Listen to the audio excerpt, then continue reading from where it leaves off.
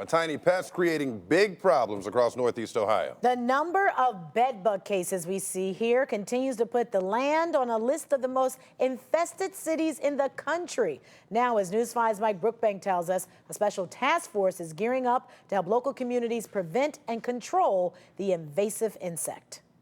Cleveland ranks number 7 on the list of top 50 most bedbug-infested cities, according to a leading exterminating company. The problematic pest showing up in public yet again this week.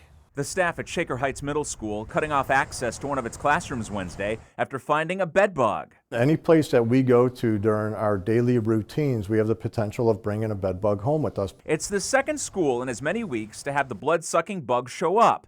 The discoveries coming ahead of the Cuyahoga County Bedbug Educational Conference. Education is the key. A handful of experts coming from across the country to help people here in Northeast Ohio identify. You have to know what a bedbug looks like. Prevent. You have to know what kind of evidence they leave behind. And control the bedbug population. You have to know their characteristics and behaviors. Tom Barsa with the Cuyahoga County Board of Health tells me it's not a matter of if, but when you'll come in contact with a bedbug. That's just the nature of the beast right now. Chris Gonda owns Bedbug Barbecue.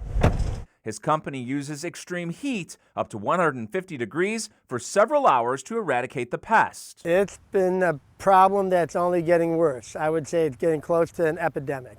Gonda blames the cheaper option of treating bedbugs with pesticide for their continued strength in numbers. A heat remediation is most often successful in one attempt.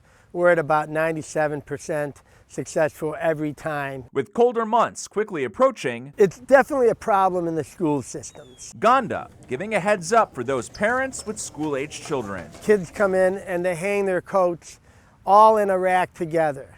I think that's a problem. That fabric train creating a perfect pathway for bedbugs. They like to do 3 things. They like to feed on humans, they like to mate, and they like to hitchhike. Even if one is found, places like schools and offices are much less likely to see an infestation. You need sleeping areas or resting areas in order to get that true infestation. You know, the last thing we want is people to panic. The Cuyahoga County Bedbug Conference is this Friday in Middleburg Heights. If you'd like to register, we have that information for you on our News 5 app. Reporting in Cleveland tonight, Mike Brookbank, News 5.